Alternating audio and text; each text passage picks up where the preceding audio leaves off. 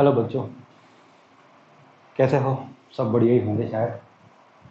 चलिए अपनी आगे की जो कहानियाँ हैं उनको शुरू करते हैं। बीच में कुछ डिस्टर्बेंस आ गया थोड़ा सा।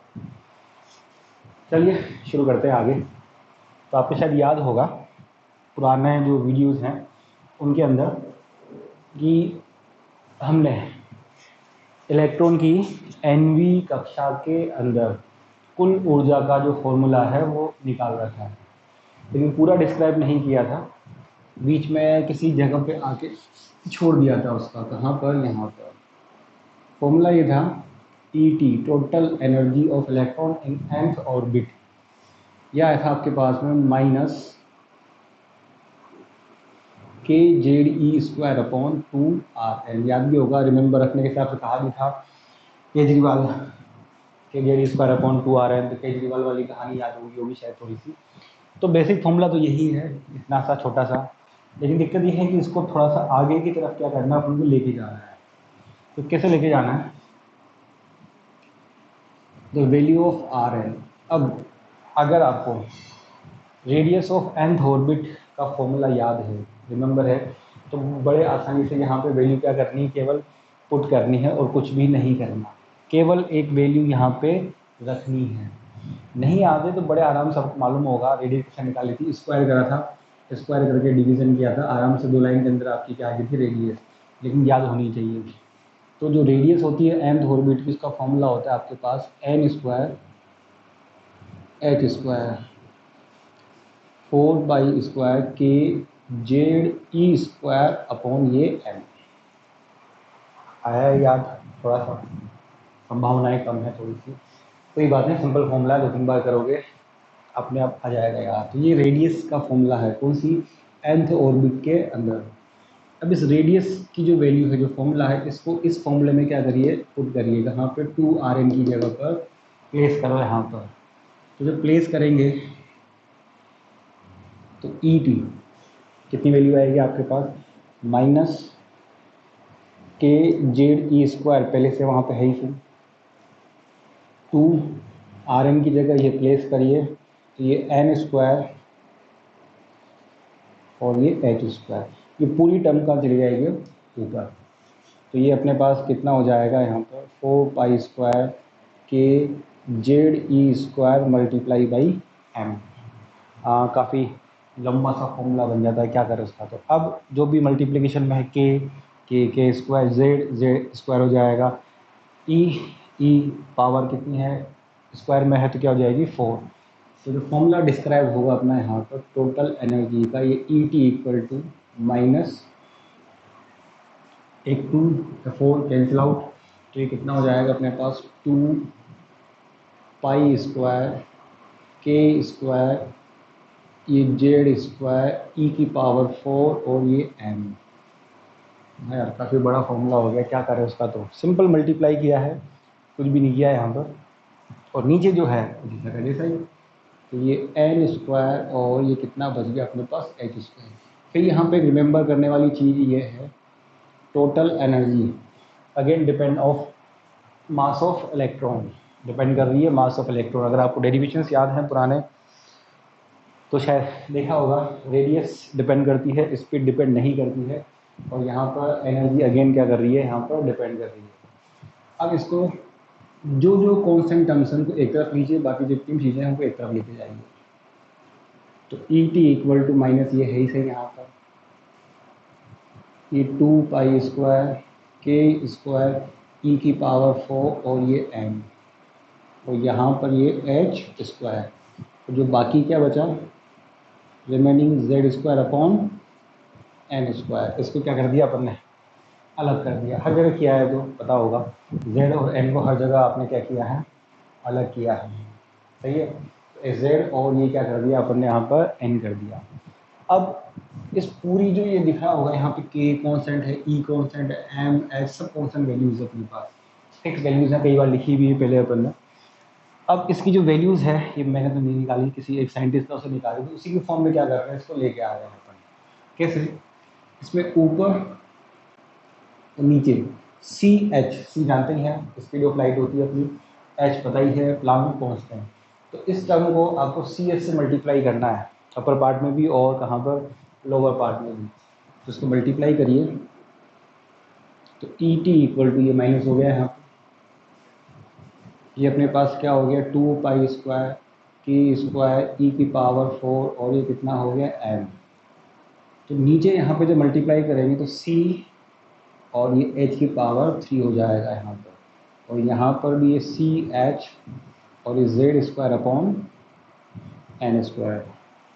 सही है, सी एच ऊपर हो गया, सी एच यहाँ नीचे हो गया, स्क्वायर पहले था ही सही, तो कितना हो गया पावर 3 आ गई, सी यहाँ पर हुई गया अपने पास में। अब जो पूरी टर्म दिख रही है यहाँ पर 2 पाई स्क्वायर, कौन सी वाली, ये जो टर्म दिख रही है अपने को 2 पाई स्क्वायर के स्क्वायर ई की पावर 4, और ये मल्टीप्लाई बाई एम, और सी एच की पावर 3, ये क्या हो गया एक आर।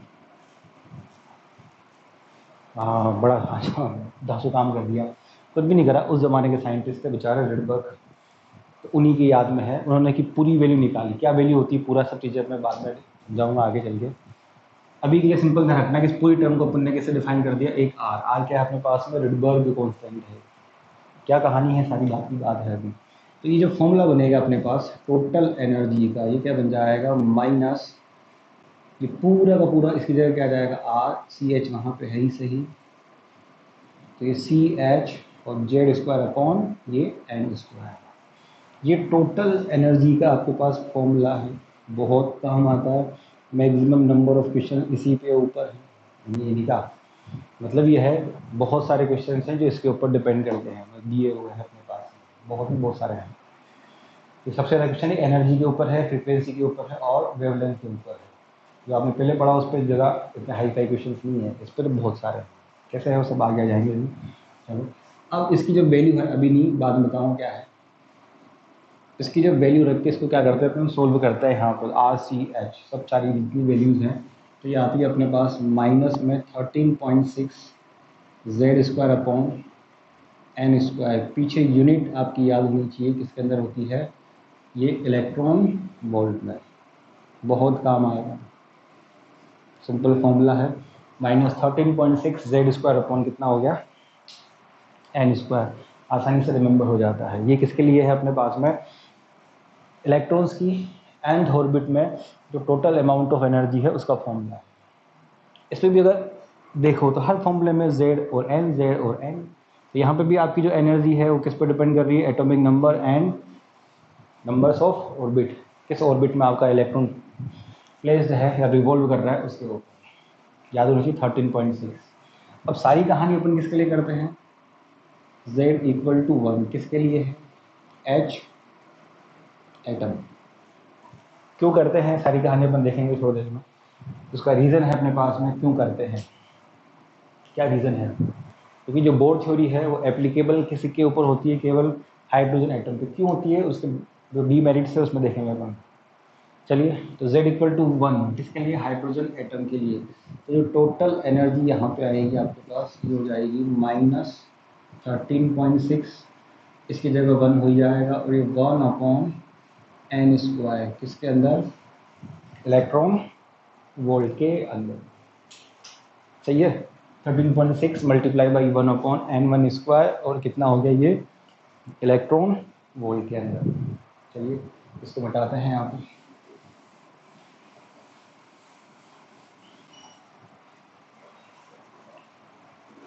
अब आपके पास में क्या है, जो एनर्जी का फॉर्मूला बन रहा है किसके लिए, और हाइड्रोजन एटम क्या बन रहा है, ये वाला।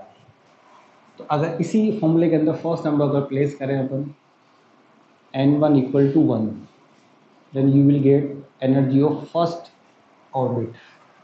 n इक्वल टू 1 प्लेस करिए तो energy of first orbit 13.6 electron volt. इसका मीनिंग क्या है, आपका इलेक्ट्रॉन जो फर्स्ट नंबर ऑर्बिट में होगा उसकी जो एनर्जी होगी, टोटल अमाउंट ऑफ एनर्जी, वो कितनी होगी 13.6। बाहर साइन क्या लगा हुआ, माइनस, बताया था पहले ही। माइनस साइन क्या शो करता है, ये इलेक्ट्रॉन इतनी एनर्जी से बाउंड है इसके साथ में, उसकी बाइंडिंग नेचर को ये शो करता है। अगर इलेक्ट्रॉन्स को यहाँ से रिमूव करना हो परमानेंटली, परमानेंटली यहाँ से रिमूव करना हो तो इतना ही अमाउंट ऑफ एनर्जी आपको पॉजिटिव में देनी होगी। किसके लिए? इलेक्ट्रॉन के लिए। सही है। Similar, if you place n equal to 2 you will get -3.4 electron volt. कुछ नहीं करना, क्या करना है, यहाँ पे 2 रखिए, 2 का स्क्वायर क्या हो जाएगा 4, 13.6 में जब डिवीजन करेंगे किसका 4 का तो कितना आएगा 3.4 इलेक्ट्रॉन वोल्ट। याद रखनी है, रिमेंबर भी रखनी है कि काम आती है बीच बीच में। Third number, similar n equal to 3 place करिए, T3 equal to -1.5 electron volt. ये 1.5 electron volt energy of electron in third number orbit. फिर माइनस साइन अगेन बता रहा हूँ वापस, किसको शो कर रहा है माइनस साइन? किसको कर रहा है? मेरे को तो कर लिया, किसको शो कर रहा है? इसकी बाइंडिंग प्रॉपर्टी को। इलेक्ट्रॉन इतनी एनर्जी से अगर होगा थर्ड नंबर ऑर्बिट में तो बाउंड रहेगा वहाँ पर। अगर आपको वहाँ से रिमूव करना है तो इतना अमाउंट ऑफ एनर्जी आप क्या करिए, इलेक्ट्रॉन को दीजिए, कहीं से भी ला के दीजिए। चलिए, similar fourth number n equal to 4 यहाँ पे प्लेस करिए, E4 इक्वल टू ये जो वैल्यू आएगी माइनस में 0.84 electron volt. And last number n equal to 5, तो E5 माइनस में 0.54 इलेक्ट्रॉन वोल्ट। ये 4-5 वैल्यूज़ हैं जो रिमेंबर होनी चाहिए, अपने को काम आती बहुत सारी, तो ऐसा नहीं है कि बहुत रिमेंबर भी होनी चाहिए, बड़ी आसानी से याद हो जाती, कोई खास ऐसी बड़ी बात नहीं। सर आगे वो निकालो, आगे की जरूरत नहीं पड़ती, मैक्सिमम जितने भी क्वेश्चन हैं इन्हीं में हो जाते हैं, इसलिए आगे की यहाँ पर जरूरत नहीं पड़ती है। तो ये हाइड्रोजन के लिए जितनी भी उसकी ऑर्बिट्स है होती तो बहुत सारी ऑर्बिट्स है, बता रखा है पहले भी, किसी भी एटम में infinite numbers of orbits present होती है, लेकिन काम में जनरली कौन सी आती है? 5 आती है, इसलिए लेते हैं पर इन्हीं को यूज़ में लाते हैं। कौन सी? 1 नंबर, 2 नंबर, 3 नंबर, 4 नंबर और 5 नंबर्स के लिए। तो इनकी जो एनर्जी है वो रिमेंबर होनी चाहिए। अब इस पर जो सिंपल से क्वेश्चन है, सिंपल से, उसमें हर जगह पे इसका तुम कुछ कर ही नहीं सकते। यहाँ आपको देखोगे तो वैल्यू कितनी 13.6 है। तो मैक्सिमम जितने भी क्वेश्चन है उनमें Z और N, Z और N, Z और N, इन्हीं में आपको क्या करेंगे, क्वेश्चन देंगे, Z दिया जाएगा, N दिया जाएगा, Z दिया जाएगा, N दिया जाएगा, और आपसे एनर्जी पूछी जाएगी। अब वो इसको किसी भी फॉर्म में घुमा सकता है अपनी इच्छा के अनुसार, डिपेंड करता है क्वेश्चन के ऊपर। आपसे कहेगा जैसे n इक्वल टू 2 में कितनी एनर्जी होती है 3.4, सिमिलर एनर्जी किस दूसरे एटम के अंदर प्रेजेंट होती है, तो निकालो। इस तरह के तो ज़्यादा कॉम्प्लिकेशन वाले क्वेश्चंस नहीं हैं इसके ऊपर, सिंपल बातें कर रहे हैं। जब सिंपल क्वेश्चन हो जाएंगे तो फिर इसके अंदर फिर थोड़े से डेंजर क्वेश्चंस भी आते हैं, वो करेंगे अपन जब करेंगे तो शीट के अंदर। चलो, तो ये थी अपने पास में energy of electron in nth number orbit, याद होनी चाहिए। क्वेश्चंस के अंदर जिन्हें ये फॉर्मूला काम में आएगा, ये भी जो भी आपकी इच्छा है काम में ले सकते हो, आसानी से हो जाता है याद। हाँ, 2-3 बार निकालो, आराम से दिमाग में आ जाता है, कोई ऐसी खास बड़ी बात नहीं है। सही है, चलिए बताते हैं इसको अपन। तो अपने पास में अगर आप ध्यान से देखो तो पूरे चैप्टर के अंदर कितने डेरिवेशंस हो गए? 3 डेरिवेशन हो गए। First number radius, second number याद करो स्पीड, उसी के बेस के ऊपर क्या था, टाइम पीरियड एंड फ्रीक्वेंसी। एक क्वेश्चन में दिया था आपको find the amount of current due to revolution motion of electron, करेंगे भी आप। चलो, और थर्ड नंबर कौन सा है, एनर्जी ऑफ इलेक्ट्रॉन। सिंपल सा, कोई बड़ी बात नहीं, सिंपल सा third number energy of electron के ऊपर। अब आपके पास फोर्थ नंबर जो इसके अंदर टॉपिक है, fourth number and the last number of this chapter. कितनी अच्छी बात है, छोटा सा चैप्टर है लेकिन धांसू चैप्टर है, इजी गोइंग हो जाते हैं। और बोर्ड के हिसाब से देखो तो बोर्ड के जो फेमस क्वेश्चन हैं वो आप अगर ढंग से ऑब्जर्व करो तो बहुत आसानी से बोर्ड के अंदर जो फेमस है वो क्या पूछा जाता है, right 2 hypothesis of bore theory. Simple सा 3 आपकी हाइपोथेसिस थी, उनमें से कोई सी भी 2 आपको क्या होती है, मेंशन करनी होती है। सेकंड नंबर होता है आपके पास में हाइड्रोजन स्पेक्ट्रम, जो अपन अब यहाँ पर डिस्कस करने वाले हैं। सही है, तो अपना जो नेक्स्ट एंड लास्ट टॉपिक है जो वो है हाइड्रोजन स्पेक्ट्रम। सही है, तो अपनी कॉपी में आराम से डालिए हाइड्रोजन स्पेक्ट्रम। अब पहली चीज़ तो ये कि आपने वर्ड काम में लिया हाइड्रोजन, यही काम में क्यों लिया भाई, ओ भी तो काम में ले सकते थे। तो बार बार आपने देखा होगा हर जगह पे, हर डेरिवेशन के अंदर क्या देखा, क्या ऑब्जर्व किया, सारी कहानी हाइड्रोजन पे, क्योंकि जो बोर थ्योरी एप्लीकेबल है वो ओनली हाइड्रोजन और हाइड्रोजन लाइक एटम। क्यों है वो कहानी, इसकी डी मेरिट्स में अपन देखेंगे जो अगला वीडियो होगा उसके अंदर, सही है। तो हाइड्रोजन वाली कहानी यहाँ पर होगी। देन स्पेक्ट्रम थोड़ा काम की चीज़ है। तो इनिशियली जब स्टार्टिंग किया था, वीडियो स्टार्टिंग कर रहे थे अपन ने, तो फर्स्ट जो लेक्चर था, फर्स्ट वीडियो था एटॉमिक स्ट्रक्चर का, वहाँ पे मैंने साहब समझाया था कि स्पेक्ट्रम क्या चीज़ होती है। अगर आ जाए थोड़ा सा याद तो अच्छी बात है, नहीं तो चलो रिवाइज करते हैं एक बार थोड़ा सा। स्पेक्ट्रम क्या होता है, तो मैंने एक शॉर्ट बताया था, emission of energy and absorption of energy from atom is known as a spectrum. और ये थ्योरी ऐसी नहीं है कि हर जगह, ये तो आपके यूनिवर्सल, आपके हर तरफ एप्लीकेबल है, हर तरफ। आप एटम्स को मत लो, आप बचपन से देखते आ रहे हो अपनी तरफ, आपको मालूम है आपके आसपास हर ऑब्जेक्ट एवरी ऑब्जेक्ट किससे बना हुआ है, स्मॉल स्मॉल पार्टिकल से, उनको क्या बोलते हैं अपन, एटम कहते हैं। हर चीज़ एटम से बनी है, बॉडी हर चीज़ एटम से बनी है। तो आपने देखा होगा आपके आसपास जितने भी ऑब्जेक्ट्स होते हैं एनर्जी को एब्जॉर्ब भी करते हैं और रिलीज भी करते हैं। देखा होगा ना, घर पे अगर बर्तन है तो देखो, बर्तन को जब आप गर्म करते हो तो क्या होता है वहाँ पर, पहले एनर्जी एब्जॉर्ब होती है, देन एनर्जी क्या होती है, फिर बाद में रिलीज होती है। गर्म होते समय क्या हो गया, एब्जॉर्ब हो गया, तो उसका एब्जॉर्ब स्पेक्ट्रम हो गया, बाद में ठंडा होता है तो क्या होगा, एनर्जी को रिलीज करेगा। तो बर्तन ने तो ना एनर्जी एब्जॉर्ब करी, बर्तन ने नहीं करी यार। आपका जो भी बर्तन है वो किससे बना हुआ है, एटम से। तो एटम ने एनर्जी एब्जॉर्ब करी है, बाद में एटम ने एनर्जी को बाद में क्या करा, रिलीज करा। तो कैसे ये एटम एनर्जी को एब्जॉर्ब करते हैं या रिलीज करते हैं, वो फिनोमिना यहाँ पर क्या है, स्पेक्ट्रम है अपना, सही है। और ये तो एक नेचुरल बात है, जैसे अपने यहाँ पे एक सिंपल भाषा में कहा जाए, कोई मर जाता है तो मरने पे भी अपन जानते हैं बॉडी से एनर्जी ही रिलीज होती है, जैसे कहते हैं अपन आत्मा, एनर्जी रिलीज होती है। 21 ग्राम थ्योरी अगर आपने पढ़ी हो कभी तो याद होगा, शायद नहीं पढ़ी होगी, बहुत कम चांसेस है। मरने के बाद में 21 ग्राम के रेस्पेक्ट में एनर्जी रिलीज हो जाती है आपकी बॉडी से। तो एनर्जी कहीं जाती नहीं है यार, वो आपके आसपास की जो दीवारें हैं किससे बनी हुई, एटम से।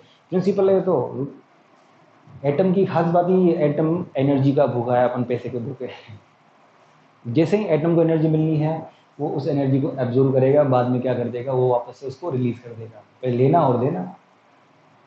वो जो एनर्जी रिलीज होती है बॉडी से बनने के बाद में कहीं यार आसपास के एनवायरनमेंट में एब्जॉर्ब हो जाती है, बाद में वापस रिलीज हो जाती है, क्योंकि एनर्जी तो वहीं रहती, कॉन्स्टेंट वैल्यू है, बस फ्लो होती, ट्रेवल करती रहती है एक जगह से दूसरी जगह पर, लेकिन जाती कहीं भी नहीं, बट डिस्ट्रॉय हो गई।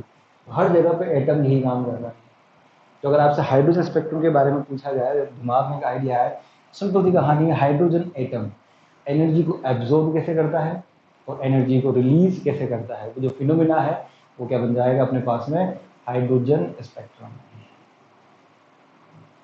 सही है। एब्जॉर्ब और release phenomena of hydrogen atom, अभी सिंपल सा। अब इस पूरे प्रोसेस के अंदर एनर्जी को एब्जॉर्ब करने वाले प्रोसेस में और एनर्जी को रिलीज करने वाले जो प्रोसेस है, अब एक तो एब्जॉर्ब करने वाला हो गया, एक कौन सा हो गया, रिलीज करने वाला जो प्रोसेस है, उस प्रोसेस में कितना अमाउंट ऑफ एनर्जी इमिट होगी या एब्जॉर्ब होगी, उस एनर्जी की वेवलेंथ क्या होगी, फ्रिक्वेंसी क्या होगी, किस तरह की एनर्जी रिलीज होगी, वो सब चीज़ें अपने को यहाँ क्या करनी है, कैलकुलेट करनी है। किसके अंदर, हाइड्रोजन स्पेक्ट्रम में। तो टॉपिक डाल दो सिंपल सा अपनी कॉपी के अंदर, हाइड्रोजन स्पेक्ट्रम। तो मान लेते हैं अपन थोड़ा के लिए यहाँ पर कि हाइड्रोजन के लिए ये N1 एनर्जी लेवल है, लोअर एनर्जी लेवल। इसके लिए जो एनर्जी है अभी लिखी अपन ने थोड़ी देर पहले, -RC, जानते हो छिपा जी है, RCH, बताइए नाम है छिपा जी का। और ये Z²/N1², जेड सर 1 लिख दो, नहीं लिखा बाद में लिख देंगे, एक ही बात है। तो ये N1 ऑर्बिट जो लोअर ऑर्बिट है उसकी एनर्जी है अपने पास में यहाँ पर। इसके ऊपर बहुत सारी ऑर्बिट्स होंगी, बहुत सारी होती हैं। तो एक ऐसे एज्यूम कर लिया ऊपर अपन ने यहाँ पर, ये N2 नंबर की हायर ऑर्बिट है, मे बी 2, ये 3, ये 3, तो ये 4, ये 5, 6, इस तरह से। तो ये हायर ऑर्बिट है। इस हायर ऑर्बिट में आपके पास एनर्जी फॉर्मूला अपन जानते ही हैं, ये RCH Z² अपॉन N2 का स्क्वायर। तो ये Z² अपॉन N2 का स्क्वायर हो गया अपने पास में। अब आपको पता ही है कि हाइड्रोजन एटम के अंदर ओनली 1 इलेक्ट्रॉन ही होता है अपने पास, और जो 1 नंबर इलेक्ट्रॉन है वो कहाँ पर, फर्स्ट नंबर ऑर्बिट में रिवॉल्व करता रहता है, बेचारा घूमता रहता है, बस ये काम उसके पास। अब बाई चांस जो लोअर ऑर्बिट में, अपन 1 की बात नहीं कर रहे, सिंपल अब N1 पे किसी ऑर्बिट में इलेक्ट्रॉन पड़ा हुआ है और रिवॉल्व कर रहा है अराउंड दी न्यूक्लियस, कहीं से उस इलेक्ट्रॉन को एनर्जी मिल जाती है। यहाँ पर मान लो किसी इलेक्ट्रॉन को एनर्जी आपके पास में ये मिल जाती है, तो ये जो इलेक्ट्रॉन है उस एनर्जी को एब्जॉर्ब करके कहाँ जाएगा, अपर ऑर्बिट के अंदर। ये बात दिमाग में रखनी, जब भी किसी इलेक्ट्रॉन को एनर्जी मिलेगी जो रिवॉल्व कर रहे हैं, तो उस एनर्जी को गेन करके या एब्जॉर्ब करके लोअर से हायर ऑर्बिट में क्या करेगा, जंप करेगा। क्या हमेशा करेगा, बिल्कुल नहीं। फिर आप मुझे क्या करेगा, बिल्कुल करेगा, लेकिन फिर भी बोल रहा हूँ मैं बिल्कुल नहीं, डिपेंड करता है अमाउंट ऑफ एनर्जी के ऊपर। उसको जहाँ से जहाँ जाना है, मतलब यहाँ से अगर अपर में जाना है तो जो अमाउंट ऑफ एनर्जी उसकी नीडेड है, उतना अमाउंट ऑफ एनर्जी अगर मिलेगी, then electron jump from lower to higher orbit. नहीं मिलेगी तो नहीं जाएगा, तो वहीं पर मस्त है। जितनी भी रिक्वायरमेंट है उतनी ही रिक्वायरमेंट आपको उसको देनी पड़ेगी, उतनी आपने दे दी, देन ट्रांसफ़र। नहीं है तो नहीं जाना, सही है। चलो आते हैं यहाँ पर। तो मान लो यहाँ पर इलेक्ट्रॉन यहाँ से कहाँ चला गया था अपना, वहाँ पर ऊपर लोअर टू हायर ऑर्बिट। अब इलेक्ट्रॉन लोअर से हायर ऑर्बिट में जाने के बाद उस हायर ऑर्बिट में 10⁻⁻8 सेकंड तक ही केवल मजे करता है। तो इतना सा समय अपने लिए इतना सा है, उसके लिए क्योंकि खुद भी छोटा सा है भैया। देखा होगा मास ऑफ इलेक्ट्रॉन 9.1 10⁻⁻30, बहुत छोटे सा है, उसके लिए 10⁻⁻1 बहुत बड़ी चीज़ है। दिखा आज तक इलेक्ट्रॉन नहीं दिखा होगा, फील कर सकते हैं, कभी करेंगे फील कर सकते हैं, बिल्कुल अपनी प्रेजेंस को शो करते हैं। कैसे करते हैं वो सब देखेंगे बाद में कभी। चलो अब क्या था, लोअर से कहाँ चला गया, हायर में। अब वो हायर से कहाँ आएगा, लोअर में। कितने टाइम बाद, आफ्टर टाइम 10⁻⁻8 सेकेंड, देन ये इलेक्ट्रॉन अपना अपर से कहाँ पे आ गया, लोअर के अंदर, सही है। तो अपर से लोअर में आने पर हमेशा इलेक्ट्रॉन एनर्जी का इमिशन करेगा इन the form of EMW, electromagnetic wave. ये बोर की 3rd नंबर हाइपोथेसिस भी है, इलेक्ट्रोमैग्नेटिक वेव और फोटोन। और ये प्रॉपर्टी है, ऐसा नहीं कि इलेक्ट्रॉन ने यहीं पे काम किया है कि इलेक्ट्रोमैग्नेटिक वेव या फोटोन का इमिशन करेगा, वो हमेशा करेगा। एक चार्ज पार्टिकल की नेचर होती है, जब भी वो एक्सेलरेशन मोशन करता है तो उसके पास जो एनर्जी होती है, वो उस एनर्जी को जब इमिट करेगा तो emit always always always electromagnetic wave की फॉर्म में ही करता है। ये उसकी प्रॉपर्टी है। जब तुम कोई वर्क करते हो या मैं कोई वर्क करता हूँ, अपन सब कोई वर्क करते हैं, तो आप जब एनर्जी को इमिट करते हो तो आपकी या मेरी एनर्जी हमेशा किसकी फॉर्म में इमिट होती है, पसीने के फॉर्म में। भाप रहे लत हो जाते हैं बुरी तरह से, पसीना ही पसीना। तो ये अपनी प्रॉपर्टी है बॉडी की यार, कि हम क्या करते हैं, एनर्जी को इमिट पसीने के फॉर्म में करते हैं। बॉडी की प्रॉपर्टी है, बॉडी मैंने बनाई नहीं, बॉडी किसने बनाई, ऊपर वाले ने। सेम वही कहानी यहाँ पर, ये इनकी प्रॉपर्टी है। किसी भी चार्ज पार्ट, इसकी नहीं इलेक्ट्रॉन की ठेका लगता है भाई। दुनिया का कोई भी चार्ज पार्टिकल है, अगर वो एक्सेलरेशन मोशन करेगा तो हमेशा वो एनर्जी का emission in the form of electromagnetic wave और फोटोन की फॉर्म में ही करेगा। ये बात दिमाग में घुसो की जरूरत है। और ये बोर्ड का एक फेमस क्वेश्चन भी है, कि अपनी बातें बाद में करेंगे, सही है, याद होना चाहिए। और सब ये जो फिनोमिना अपन यहाँ पर देख रहे हैं, ये फिनोमिना डेली आप अपनी रूटीन लाइफ में देखते हो, डेली देखते हो। जो ये बातें कर रहे हैं कि emission of energy in the form of electromagnetic wave due to transmission of electron from higher to lower orbit daily देखते हो, तो हम कहाँ देखते हैं, अपने घरों में देखते हो। ट्यूबलाइट देखिए, ट्यूबलाइट तो देखिए, आजकल एलईडी आ गई, अब ट्यूबलाइट तो देखिए यार, 1000 बार देखिए। ट्यूबलाइट में या सिंपल कहा जाए, कहीं भी लाइट आ रही है, एलईडी के अंदर भी ये फिनोमेना चलता है, फिर वो बातें अभी आगे की हैं। ट्यूबलाइट में सेम ये फिनोमेना चल रहा है, कहीं से भी लाइट भी एक इलेक्ट्रोमैग्नेटिक वेव होती है, इमिट होती है, तो ऑलवेज हमेशा ये फिनोमेना है। जब आप सप्लाई देते हो 220 वोल्ट, तो एनर्जी होती है, कौन सी एनर्जी होती है, इलेक्ट्रिकल एनर्जी होती है। उस इलेक्ट्रिकल एनर्जी को लेकर इलेक्ट्रॉन्स लोअर से हाई ऑर्बिट में जंप कर जाते हैं, ये एनर्जी मिली उनको। फिर वो 10⁻⁻8 सेकंड तक वहाँ पर मुझे मारने के बाद वापस चलो घर चलो, तो ऊपर से जब हायर से कहाँ आते हैं, लोअर में, तो वो कहाँ आ रहे हैं, न्यूक्लियस के पास।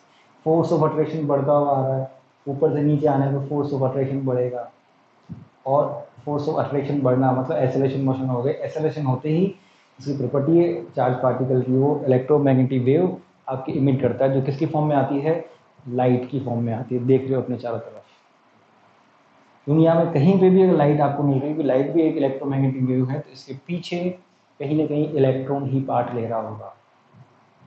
मैं लाइट का एग्जांपल क्योंकि दिखती है इसलिए एग्जांपल दिया है, कोई खास बड़ी बात नहीं, तो सेम फिनोमेना है वहाँ पर, ऐसा कोई खास बड़ी बात नहीं है।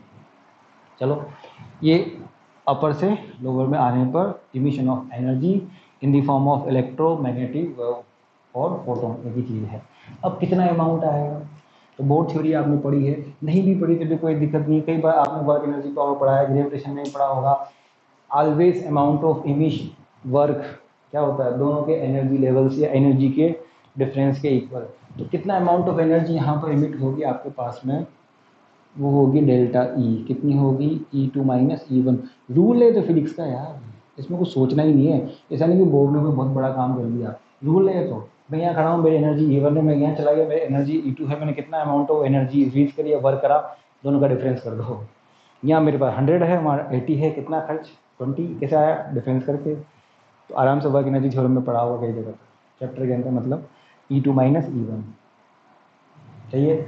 चलिए, अब इसमें इन वैल्यूज़ को प्लेस करिए, जो भी वैल्यूज़ है अपने पास, यानी इतना अमाउंट ऑफ एनर्जी वो इमिट करेगा जब अपर से कहाँ पे आएगा, लोअर के अंदर। रखिए इसके अंदर वैल्यू, तो ये -RCH Z² अपॉन, ये हो जाएगा प्लस Z² अपॉन ये N1²। कुछ कॉमन आ रहा है, बिल्कुल छिपा जी कॉमन आ रहे हैं इसके अंदर, दिख रहे हैं अपने पास में छिपा जी। तो ये डेल्टा ई, ये RCH, और ये 1/N1², 1/, ये N2², और ये Z²। कुछ नहीं, इसको आगे लिख दिया, इसको पीछे लिख दिया, कुछ भी नहीं करा। RCH 1/N1² - 1/N2², और साथ में कितना हो गया, ये Z²। तो इतना अमाउंट ऑफ एनर्जी है। फिर डेल्टा ई किसकी फॉर्म में आ रही है, फोटोन की फॉर्म में। देन एनर्जी ऑफ फोटोन कितना होता है, h न्यू। तो आपके पास ये कितना हो गया, RCH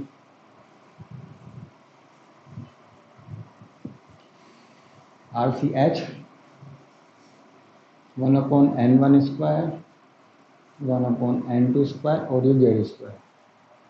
जो कैंसिल हो रहा है कैंसिल कर दो, ये कहाँ से आया, फॉर्मूला ऑफ फोटोन है energy, delta E electromagnetic wave, तो ये फॉर्मूला है, कई बार पढ़ा भी होगा, फॉर्मूला ऑफ फोटोन, तो formula of energy of photon. ऐसे कैंसिल हो गया, तो ये न्यू की जो वैल्यू आएगी, कितनी आएगी तुम्हारे पास, RC 1/N1², N2², और ये Z²। इस फॉर्मूले पे भी बहुत सारे क्वेश्चन की जो लैंग्वेज है कैसे आती है, सिंपल सी, आपसे कहा जाएगा एक इलेक्ट्रॉन अपर से लोअर में, ये N1 N2 गिवन होगी, Z आपको गिवन होगा, तो आपसे कहा जाएगा फाइंड द फ्रीक्वेंसी। मीन्स अपर से लोअर में आने पर कितना अमाउंट ऑफ एनर्जी जो आ रही है उसकी फ्रीक्वेंसी निकालिए। तो ये फॉर्मूला अपन क्या करेंगे, वहाँ पर यूज़ करेंगे। और जितनी भी वैल्यूज़ है, फिक्स वैल्यूज़ है, आपको गिवन वैल्यूज़ क्या होंगी, 2 होंगी। लेकिन इस फॉर्मूले का यूज़ नहीं करेंगे क्योंकि इसमें कैलकुलेशन बहुत लंबी होती है, इसका यूज़ नहीं करेंगे। सिंपल इस कंसेप्ट को काम में लेंगे और डायरेक्ट अपन निकाल लेंगे, जरूरत नहीं पड़ती इस फॉर्मूले की, क्योंकि कैलकुलेशन बहुत लेंथी हो जाती है, इसलिए इसका यूज़ करने में परेशानी आती है। अब अगर ढंग से देखें यहाँ पर, तो न्यू, RC सब कॉन्स्टेंट वैल्यूज़ है, फिक्स वैल्यूज़ है, इनका कुछ नहीं कर सकते अपन। इसको अगर लिखें अपन यहाँ पे तो न्यू प्रोपोर्शनल कितना आएगा जेड स्क्वायर, तो रूट में कितना हो गया न्यू प्रोपोर्शनल में कितना हो गया ये जेड। इस पे भी बहुत सारे क्वेश्चन है कंपेरिजन वाले, टू डिफरेंट, मतलब ये चीज़ फिक्स करके आपसे क्या पूछेगा, दो डिफरेंट एटॉमिक नंबर के एटम्स लेगा और फ्रीक्वेंसी का रेशियो या एक ही दे के दूसरे के निकालेगा। तो उस कंडीशन में कितना रूट न्यू वन अपॉन ये Z1 और Z2, ये बहुत फेमस फॉर्मूला है भैया। आपकी पूरी पीरियोडिक टेबल जो केमिस्ट्री में पढ़ते हो वो इसी के ऊपर बेस्ड है। इसको कुछ इम्प्रूवमेंट करके, आपने साइंटिस्ट का नाम सुना होगा मोजले या मोजाले जो भी है, उस मोजले ने इसी को ओनली जस्ट 17 ईयर या सब 23 ईयर से कुछ था, इसमें इम्प्रूवमेंट करके पूरी पीरियोडिक टेबल को चेंज कर दिया था।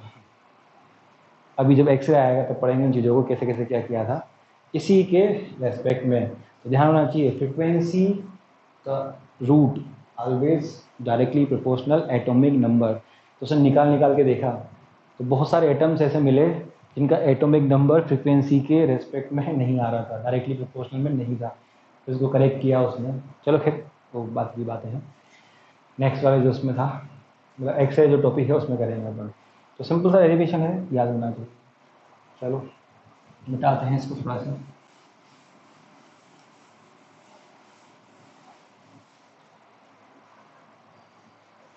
अब आते हैं यहाँ पर, देखो तो न्यू इक्वल टू क्या लिखा हुआ है R C 1/n1² minus 1/n2² और साथ में क्या लिखा हुआ है Z², सही है। फिर अपन जानते ही हैं न्यू इक्वल टू C/λ, पढ़ा है कई बार, खूब बार पढ़ा होगा यार, मैंने ही बता रखा है, आराम से निकाली जा सकती है। फ्रिक्वेंसी C/λ रखिए यहाँ पर, इसके अंदर इसकी जगह पे ये रखिए यहाँ पर, तो ये कितना हो जाएगा यहाँ पर C/λ, ये RC और ये n1² n2² और ये Z²। अगेन C से C cancel, then 1/λ equal to ये R n1² और ये n2² और ये Z²। ये भी आपके पास फॉर्मूला है, बहुत सारे क्वेश्चन, कमी नहीं है इस फॉर्मूले के ऊपर भी, हर जगह लैंग्वेज यही होगी। कौन सी जो यहाँ पे गिवन है, स्पेक्ट्रम अपर से लोअर में एक इलेक्ट्रॉन जंप जंप जंप, ऊपर से नीचे ऊपर से नीचे, तो हमेशा लैम्डा पूछा गया है देंगे। लेकिन मैंने पहले कहा इन फॉर्मूले को अपन यूज़ नहीं करेंगे क्योंकि कॉम्प्लेक्स हो जाते हैं, बहुत कैलकुलेशन लंबी हो जाती है। यहाँ पर डायरेक्ट जो आपका प्रिंसिपल है बोर्ड थ्योरी का 3rd नंबर, उसी का यूज़ करेंगे, डेल्टा E इक्वल टू, इसी में अगर अपन ढंग से देखें तो 1/λ, लैम्डा अपनी क्या होती है वेवलेंथ, इसको क्या लिखा जा सकता है लैम्डा बार वेव नंबर से, तो ये R n1² n2² और ये Z²। चलो फिर अगर इसी में ढंग से देखो तो 1/λ